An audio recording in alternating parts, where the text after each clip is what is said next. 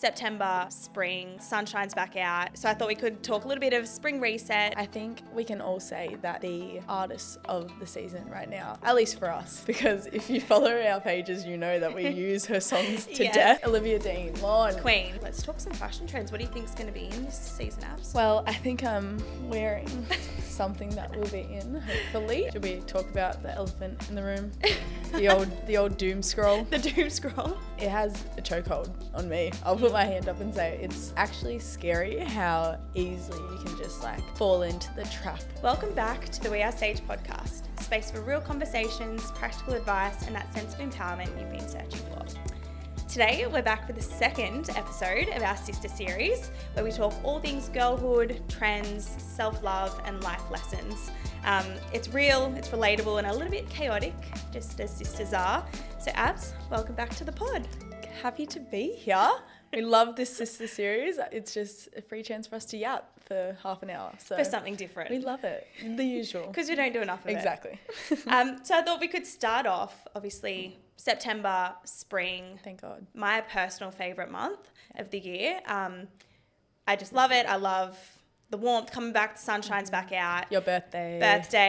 Duh. There you go. So I thought we could talk a little bit of spring reset, what we're doing to kind of, set up our life in spring and some ins and outs. And I love it. Yeah. I think spring cleaning has been my go-to right now. I'm just cleaning everything, and it's weird because I'm not a neat freak, but I like things in a certain way.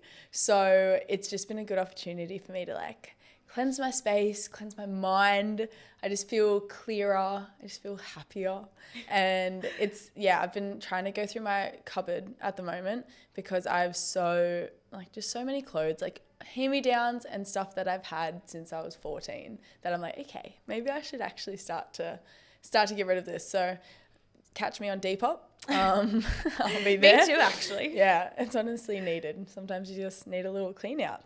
Love that. Well, I think my biggest one is I did it literally 1st of September, it rolled around. I got my, brown and pink doona out off the bed, and coming in is my fresh sheets, my yellows, my bright colours. I just love, kind of brightening up my room in spring and some fresh flowers and opening the windows a little bit. And I'm the same. I love a clean space. I'm all about that clear space, clear mind kind of thing. 100%. So I have this thing that I've been doing recently that honestly is so awesome. I've had I saw it on TikTok, as everything I do is. It was cleaning up the closing shift. So for the last 15 minutes of your day, before you hop in bed and get all comfy, you do a closing shift on your room, and you just tidy up everything. You put on a little song, or I was doing a little meditation thing because it was just nice. And you just literally clean up your space, prep for tomorrow. And I've found that it has calling it a closing shift is so whimsical. Yeah. It's so woo, we're just gonna close up shop. Let's go. Yeah. It's so Clock good. off for the Yeah, day. exactly. Love that. Another one that I did was I created a new Spotify playlist. Oh, love. There's so many good songs out at the moment, and I'm all into that girly, trendy, upbeat kind of feel good vibe. So I made a bit of a spring playlist that I'm loving. It's literally, I click straight on it when I hop in the car. It gets me in such a good mood. So it's another one for the listeners. Create a new playlist for the season, and just keep adding to it. I think we can all say that the artists of the season right now, at least for us, because if you follow our pages, you know that we use her songs to death. It's getting a bit It's getting a bit overused. old, and we're sorry, but you know what? We're not sorry about it. Olivia Dean, come on. Queen. Absolute queen. We love her. She's so spring energy, and just all of her songs so happy, upbeat. Yeah. My spring playlist. There's been, those trends on, again, TikTok, but everyone dancing and using the song. And everyone's just what did she put in this music? Because it's just, there's something about it that just has everyone in a bit of a chokehold. It's just so good. It's got endorphins running through it. Yes. Love it. So true. So true. I thought we could also touch on a few little fashion trends coming through with spring. Obviously, winter's out, throw your jumpers away. yeah, let's talk some fashion trends. What do you think is going to be in this season, Abs? Well, I think I'm wearing something that will be in, hopefully. No. I think stripes right now are just like it. I've always been a stripes girl, and sometimes it made me look like a Stranger Things character when I was like 14 in a baggy stripy tee, and it was all I would wear. But I've started to go, you know what, let's embrace the stripes a little bit. Chell said that I looked Norwegian the other day in my stripes, which I'll take it. You were screaming Norwegian. You still are now. I'm giving a little Norwegian, a little Swedish. But yeah, I'd say stripes. I think stripes are definitely going to be in. Yeah, like what's that? Is it Lioness, the stripy? Yeah. Oh, who doesn't have that? It is, but it's great. It's such a staple. Yeah, exactly. My guess for the season is polka dots as well. I've been seeing them a lot lately. Yes. And I'm loving it. There's this dress I've had my eye on. It's actually on my birthday list if you want to get it for me. Okay, cool. But it's a Benny dress, yellow with brown polka dots, and that's what I was going to touch on. I think yellow and brown hues are really going to be in this season. Banana bread. You know, those bright kind of springy colours, but with a touch of brown. So yeah, that's my take. And I also saw, I was doing a little bit of research, and Vogue are predicting that bandanas are going to make a comeback. Oh, what are your thoughts on that? Okay. Yeah. Like on the head? Yeah, head bandanas. Okay, head. Okay. Like the tie-up, yeah, kind of housewifey vibes. I kind of love that. I thought you would. I do love that. I love a headband in every font. I think bandanas is fun. I think like headscarves are cool, like especially if you can do as a top, as like just, you know, it's versatile. Flexible. Yeah, it's versatile. That's the perfect word for it. But what you were saying about yellow and brown, I think brown is just honestly such an underrated color right now. Brown and blue, brown and pink. Like, it's just, it's the it girl of the color fashion honestly, it's world. been in almost all year, brown. All year. Just with different, you know, partners. And like my nails are very rough right now, but I had gel extensions on and I wanted like all chocolate brown ones. I couldn't because of sport, but I wanted chocolate brown so badly because it's just like, it's classy, it's a bit chic. Yeah, bit subtle. Chic, bit subtle but fun, little pop of colour. My other thing right now is we love sunnies. We love sunnies, we love hats, we just accessorize like that. But big sunnies, I think, are so in right now. Like big chunky sunnies, a little bit oversized, really frames your face, a little bug-eyed maybe. It's a statement piece. It's 100% a statement piece. And at the moment I'm getting my like summer festival outfit rotation ready, and I think like big sunnies, a bit of fake fur in there. I think those kind of thick frames as well are very in. Like 100%. Not so much the thin frame, but those statement ones that are Elton John. Some like bold colors or bold prints that really kind of can complete an outfit. I think they're going to really make a comeback. 100%. So, I love that. What I also wanted to touch on was obviously, you know, spring's coming in hot. The sun's out. We had 27 degrees yesterday. It was beautiful. So good. But I think something that a lot of people struggle with, myself included, is kind of transitioning out of those winter blues. Yeah. Like, you know, we all get a little bit of seasonal depression during winter, and it's colder and it's a bit darker in the mornings and it's harder to get up out of bed. So I thought we could touch on, kind of transitioning or how to transition out of that winter blues. Yeah. I mean, I'll be the first one to say I hate winter. I hate winter. I've always said the only good thing about winter is going to the snow and my birthday. And that is it. I can't deal, like, I'm not very much of a morning person as it is. Like, I quite struggle to, like, wake up at 6 and be like, woo, don't we know happy that? to be here. But in winter, it just gets 10 times worse and I struggle. So I'm, like, when I tell you I'm so happy the sun is out, I'm so happy the sun was out. It got dark for a second there.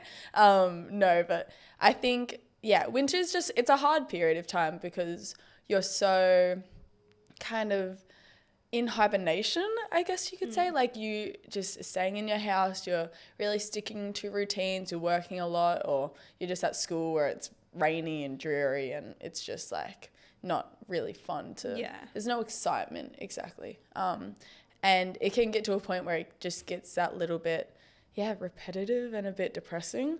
And I think what we touched on earlier with like transitioning from winter to spring and having that kind of a spring reset is so important. Yeah. I mean, my like thing at the moment is just like you can always like begin again. And when you kind of reset, it just gives you another chance to, you know, make a mood board, you know, go on Pinterest and get your vibe for the moment, buy yourself a little something nice, a new clothing piece or a new book that you've been wanting to read, take yourself on a little date, just look after yourself and know that it is a tough period of time and you have to be kind to yourself when you're going through transitions like this, because although it's just a season, you know, it's just a little bit cold, it's just important to take that time for yourself, look after you and just, put yourself first for a little bit of time. 100%.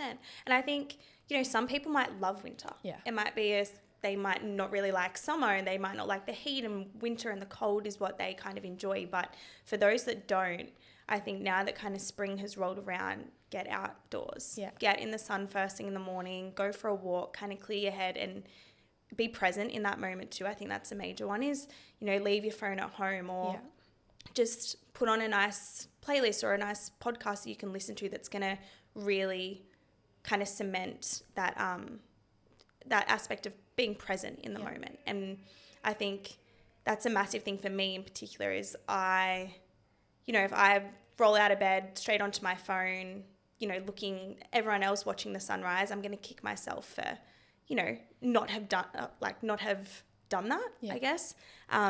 So my biggest thing is just get outside and be with yourself, and like you said, journal when you can and be present in those moments, because too often we kind of resort to our phones, and that's the biggest kind of culprit for comparison. Like we're all guilty of it. We all turn to our phones and look for this kind of instant gratification, but instead we're kind of coming away feeling worse about ourselves because we're instantly comparing ourselves to the people online. Should we talk about the elephant in the room? The old doom scroll. The doom scroll. I think we should. I think we should talk about it. Absolutely. I mean, it has a chokehold on me. I'll put my hand up and say it's actually scary how easily you can just like fall into the trap of having just this non-subconscious almost attachment to your phone, and it's like a zombie-like state and you're just scrolling. And I think winter kind of heightens that because you're so used to being comfy at home and laying in bed and having that time to just kind of sit around, whereas summer I feel like you're a bit more like out and about. So it's really easy to get into those kind of doom scrolls. And it's a bit scary, I think, just having those constant hits of dopamine, and we're all guilty of it. Like, it is so common for people to talk about it, and I've been talking to my friends a lot about it recently because I've been trying to limit my social media time. And obviously, having this job, like, I need social media. So if I could delete the apps, I probably would, but I can't exactly. So just having balance and being, I think the word of the day should be intentional about your scrolling is so important. Like you were saying that story the other day about like scrolling with intention. So Abs and I were having this conversation the other day at home, and we were talking about how, you know, when you're scrolling online, often you're not even really taking in what you're consuming. And someone actually made a post about it and said, tell me right now in this instant, what were the 3 reels that you saw before this one on TikTok? And I sat there and I could not for the life of me think of the 3 previous reels that I had watched. And that really, really scared me. I was like, I'm literally not even taking in what I'm consuming. And that kind of rocked me a little bit. And I was like, wow, I need to be, like you said, more intentional with what I'm doing on my phone. Like, I'm very big on setting screen time limits now too. So obviously, same thing with work. We need to be on social media most days, but there needs to come a point where, you know, I don't go on TikTok because I don't need to, because once you do, you kind of get in that habit of just, I'll just scroll for a little bit, and a little bit turns into 10 minutes. And but like you said, I think we need to all be a little bit more just intentional Yeah. about how we use our time 100%. or our phones. And I think that's a really important point of intention, but also like we're not here to demonize social media. Like it is awesome to have platforms where we can connect and share ideas and inspiration and post aesthetic videos and talk to your friends through it. Like that is all amazing and awesome, and we can use social media for those benefits, but it's just being aware of how it is designed, algorithms, everything, it is designed to suck you in and to keep you on and just scrolling nonstop. Yeah. And just being aware of those kind of videos that hook you in the first 3 seconds and then you're just watching, and those kind of constant swapping from aesthetics. Like you can go and watch a fight online and then the next scroll is like a cute dog, and then the next scroll is someone's new outfit, and the next scroll is a big Shein haul, and you just it is so one extreme to the other, and our brains aren't designed to kind of process all of that properly. So yeah, I think it's really important. And Abs, you were saying the other day how I think once you might have bit my head off, that you can get really irritable and stuff when someone you can talk about it. Yeah, no, I said to, because I was having this conversation with my boyfriend, because there was a few times where I would be like looking at my stupid brick of a phone, like it's just dumb, and I would be scrolling and he would like walk in and like chat to me, and I'd be like, what? Like, yes, okay, like cool, go, like whatever. And I was just like irritable. Brutal. And I did it to my mum a couple times where she'd come in and be like, oh, Abs, can you come do this? And I'd be like, oh, like fine. I feel like a grumpy like 12-year-old. And I was like, oh, like why am I so like easily annoyed? And I realized that it was literally because these like people that I love and care for so much were interrupting my time with my screen time, my phone. And I actually got embarrassed by it. Like I was like, oh my God, I can't like be that attached to this silly little brick that is just not even a human, shouldn't connect me in the way that sometimes I feel like it does. And it was 100% a wake up call. I was like, wow, I need to be conscious of not putting my relationships and my connections at risk for the sake of not being distracted while I'm scrolling on Instagram or while I'm on TikTok or watching midway through a video. Like that stuff just does not matter. And my real human connections matter so much to me. Yeah. And it's kind of scared me, I guess, a bit that I could so easily forget like how much I appreciate and love my human connections because I was just in this like you're in the zone hole of a scroll, you know? Yeah, it was definitely a wake up call. And I think that would probably be a piece of advice that I'd give to everyone is you don't realize the effect that phones can have on your emotions.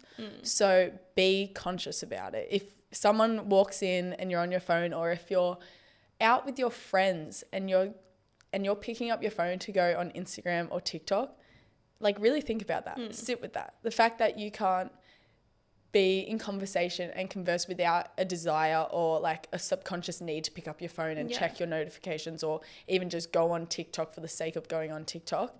You need to start being a little bit harsh with yourself and kind of check yourself on it and be like, oh, I shouldn't have to feel like I should pick up my phone right now. Let's be a little bit more present in the moment and let's connect with my friends on a deeper level. A really good thing that you can do if you and your friends, like if you talk to your friends about this and you all kind of struggle with it, when you go out to dinners or when you hang out, even if it's at lunchtime with your friends, put your phones in the middle of the table. And if anyone picks up their phone, they get kind of publicly shamed. Pay the bill. Yeah, like pay the bill. But I think that just keeping each other accountable for being present and showing up for your friendships, your relationships, your family, that's really important. And it's something that our phone 100% kind of distracts us from. No, I love that. And it's something I've tried to be a lot more conscious about too. And when I'm catching up, even just coffee with friends, I'm not putting my phone on the table full stop. I put it in my pocket or I put it in my bag. Like I don't even want it on the table because it has become habit that you just check it, whether it be just to check the time and, oh, I've opened my phone and I'm checking my messages. Yeah. Like, it's so, like you said, it's your subconscious kind of kicking in. It's that habit. Yeah. But if you can take that first step to just not even put your phone on the table in the first place, then you're going to be, you know, thanking yourself for it later. But one thing I wanted to touch on too was Tom, my boyfriend, actually told me about it, and it was kind of the effect that the bright colours of your phones have on you and how engaging they are. And he saw a video, I think, online, and it recommended turning your whole phone to grayscale and just making it so kind of unappealing in a way. And I tell you what, I had it for half a day, and the moment I turned it back onto normal colours, it was crazy how bright the colours seemed to me. I was like, this is like almost overwhelming. Oh my gosh. So yeah, that would be another piece of advice from me, would be, if you can, turn your phone to grayscale and see how long you can keep it that way, because it really does impact how appealing your phone seems. It makes it so unappealing. Like, it became so, because once Charles told me about this, I was like, bet, let's do it, because I need all the help I can get. But after I did it, I just stopped scrolling. Like, I became so much less interested because it wasn't the neon kind of fake colors that your phone usually gives you. And it all of a sudden just became really boring and just like uninteresting to me, which was really cool to see. Everything's in black and white. Yeah. No, and then, when was it? I think I was on my phone, and then I went to I was by the beach or something, and I looked up and I was like, oh my goodness, the water's so blue. And I was like, whoa, I don't usually have those reactions to real life. I will never be like, oh, that color's so bright. And I think it's because we're so used to the unnatural colors of our phone, where everything is so bright and appealing, that when I went from black and white to looking at the world, I was like, oh my goodness, that looks so good. And the sunsets are so much pinker, and it's crazy what an impact it can have on your view of the world. Yeah. Which was really, really kind of crazy. I love that. All right, well, I thought we could go into now the Rise and Bloom segment, Abs, where we set a little challenge for our listeners, a little daily habit or a wellness practice that will in some way enhance their life. And I thought we could do 2 this week, one from each of us. And mine's going to be touching on what we just spoke on, the grayscale, turning your phone to black and white for at least a couple of hours every day. Yeah. That's my challenge. I think everyone will really reap the benefits from that. We can put up a little story of a tutorial of how to do it. Yeah. But it's pretty much to do your accessibility, but we'll help you out. Good idea. My Rise and Bloom for the week would be to go through your following and either unfollow or mute, if they're kind of a friend and you can't really unfollow them, at least 10 accounts that make you just feel bad about yourself. I feel like it's very easy to compare, and social media just drives that. So let's kind of tone it down a little bit, unfollow or mute the things that don't make you feel good about yourself, that make you kind of get into those spirals of scrolling. And let's see how we go with that. Yeah, I love that. Spring refresh. Yeah. Refreshing our following list. Love it. And to finish up on our radar segment, where we recommend a song, movie and a book for listeners, things that we're loving at the moment.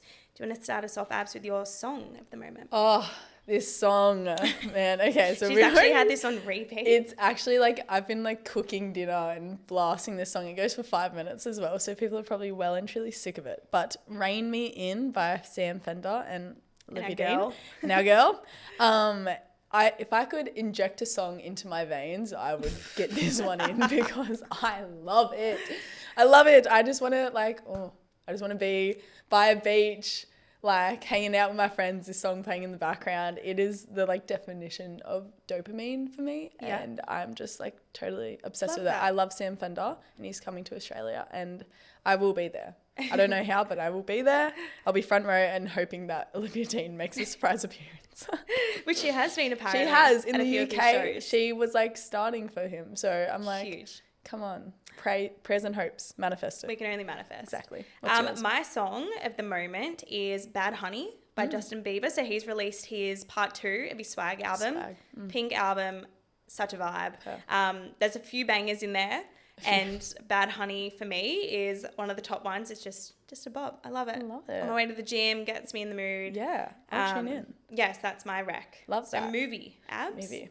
I watched this one a little bit ago, but I rewatched it the other week and was reminded of how awesome it is. Now, it is Sinners with Michael B. Jordan. Warning, it is scary. Like, and I'm not a horror movie girl. Like, I'm so scared with that kind of stuff, and I was jumping. But just the cinematography, the storyline of it, the characters, like Michael B. Jordan plays twins. So Michael A. and B. Jordan are there. Kind of like just, yeah, it's just a beautiful movie.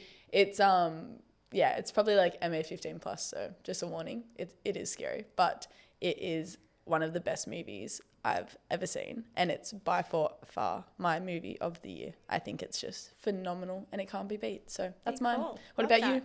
Well, my movie rec at the moment, we watched it together, but The Map That Leads to You on Prime with KJ Appa, Madeline Klein. Yep. Oh my gosh, that was just, it was nostalgia for me. Ken's and I, we went to Europe a couple of years ago, and seeing them literally frolic through the same cities that we did, I just loved it. It was such a feel-good movie. Yes. And the storyline, the plot twist, the kind of chemistry they had as well. Yeah, it was so good. Yeah. I adore Madeline Klein. I think she's just such a great actress, and seeing her in a very like light-hearted rom-com-y kind of vibe was so fun. Yeah. And they just, you're right, like the colors of it, the scenes that they were in. It was, I haven't been to Europe yet, but when I do, I'm hoping that it looks a little bit like that. It was exactly that. Yeah. It was literally on point. And KJ Appa with his New Zealand accent, natural. I just loved it. I loved it. Should we quickly touch on KJ Appa's alter ego? What is This going has been on? killing me. What is going on? Every time he comes up on my TikTok, it's like, It's a jump scare. it's a jump scare. What is going on? So for those that don't know, he has this alter ego called Mr. Fantasy. Yep. I think that's it. Yeah. And everyone was going wild because it kind of looked like him, but no one could confirm if it was him or not. A wig and fake teeth on. Like, it's literal weird. jump scare. Yeah. Anyways, it's now come out. He's released a song, a single, his first single. Yeah. And it was all a media ploy. Yeah. A marketing ploy. It's actually hilarious, but also so random. So love that. If you want to know what we're talking about, search Mr. Fantasy on TikTok. Yeah. Be ready. Your book rec, Abs? My book rec is, I'm currently reading it. It's The Bell Jar by Sylvia Plath. Mm-hmm. This one has been sitting on my shelf for a while and I just haven't gotten to it. So I'm glad that I'm finally reading it. But I think I brought the book today because there is a section of it that I just adore. I don't know if you guys have ever heard of it, but it's called like the fig tree analogy. And it pretty much, I like live by this, but I'll read it out to you and then I can explain it a little bit. Enlighten me. Yeah, okay. So it says, I saw myself sitting in the crotch of this fig tree, starving to death, just because I couldn't make up my mind which of the figs I would choose. I wanted each and every one of them, but choosing one meant losing all the rest. And as I sat there, unable to decide, the figs began to wrinkle and go black, and one by one they plopped to the ground at my feet. Pretty much, each fig represents a different life that she could have taken, a different kind of pathway, a career, being a mother or being a famous poet or a famous editor or working at the local restaurant, your family restaurant. There's so many different pathways that we all can take. And I think I'm the first to say that I used to be very indecisive, but this quote has really encouraged me to just be more actionable. It kind of talks about how the more you wait and you kind of sit around and you toss up all of these decisions of what you could do and what you could be, the more time you lose and the opportunities will slowly fade away. Yeah. Like the figs kind of rot. So my tip of the day from this book is to just take action in anything that you want to do. Those goals, those dreams, choose one because it's better to choose something than nothing at all. So that is a bit of an inspo from my book that I'm reading at the moment. That's got a great meaning, Abs. Yeah. That's so good. What book? And it's so applicable to so many different areas of life, whether it be making decisions at work or bigger life decisions or ordering a meal. Like, I am 100%. the queen of indecisiveness, Yeah. and I need to take a leaf out of that book. Because And I read that analogy when I was in year 12, and I have always been very like, oh, I could do this, I could do that, I could move here and go there and do this degree or that degree or work and just travel.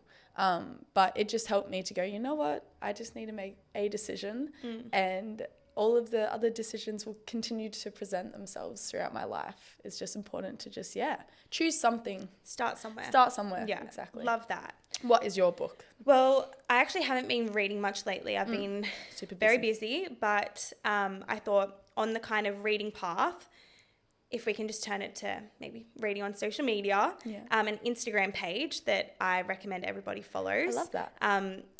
Some may already, but it's called We the Urban, and it's literally a page full of positivity, affirmations, pretty much all the, inspiration you need to start your day on a good note. Yeah. And I love when I do open my phone first thing in the morning or on Instagram and I see their, September affirmations, whatever it is. But it's such a feel-good start to the day. Yeah. And I often will screenshot them, set them as my background. Like, it's just a really good way to start,